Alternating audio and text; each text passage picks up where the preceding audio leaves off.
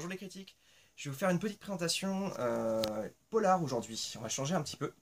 Tout le monde le sait, les grandes vacances arrivent, les plages, la piscine, tout le reste. Et c'est l'occasion d'amener un beau polar. Alors, je vais vous en présenter 5 pour l'occasion. Le premier, vous le connaissez sûrement, il s'agit de La Griffe du Chien. Pourquoi je vous en parle? Parce que la suite arrive à la rentrée, enfin.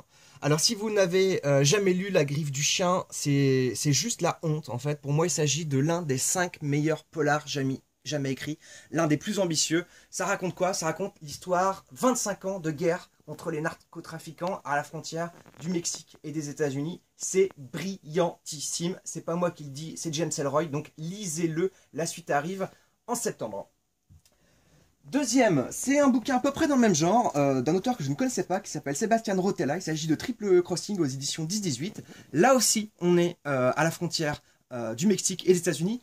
Mais là, on va suivre l'histoire d'un garde frontalier qui empêche les gens de rentrer, en fait. Et il va être obligé de travailler pour une agence fédérale américaine et d'être en immersion. C'est moins violent que La Griffe du Chien, mais c'est tout aussi sympathique. C'est un roman plus rythmé, si on peut dire, moins dense aussi. Donc si le sujet vous intéresse, c'est vraiment très bien à une époque où on parle beaucoup d'immigration. Hop, le troisième, il s'agit de La Voix des Morts de Nilly Tucker dans la collection Série Noire de Gallimard. On va suivre l'histoire d'un journaliste, mais qui est le digne héritier de ces détectives à l'ancienne, c'est-à-dire alcoolique, qui fait volontiers confiance à son instinct, et qui navigue aussi volontiers en eau trouble, parce qu'il ferait notamment avec quelqu'un qui est considéré un peu comme le mafieux du coin. C'est très bien, très dense, le bouquin s'ouvre avec un hommage à Elmore Leonard, et franchement c'est tout à fait, ça pourrait être un bouquin tout à fait écrit par le maître. Donc voilà, ça s'appelle La Voix des Ombres, c'est vraiment très bien, vraiment très punchy. Le quatrième, pardon, Retour à Jéricho de Ace Atkins. C'est un bouquin que j'ai lu parce qu'il était conseillé dans la liste de Michael Connelly. On suit l'histoire d'un Rangers qui débarque dans son bled parce que son oncle, l'ancien shérif, se serait suicidé, aurait mangé son flingue. Sauf que vite, il va découvrir que ce n'est pas le cas.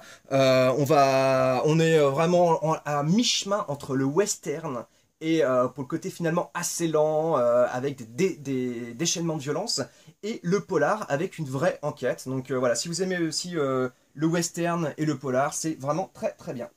Le dernier, hop, c'est celui-là. Il s'agit de la retraduction. Je ne vais pas vous présenter longtemps parce que c'est l'un des grands classiques du roman noir. C'est la retraduction, enfin, de 1275 âmes, ou plutôt dans sa nouvelle traduction de Pottsville, 1280 habitants. On ne sait pas pourquoi le bouquin avait perdu 5 habitants dans la traduction. C'est un classique du roman noir, et enfin, dans une excellente traduction. Donc, lisez ce Jim Thompson-là, sûrement le chef-d'œuvre de l'auteur, dans la collection Rivage.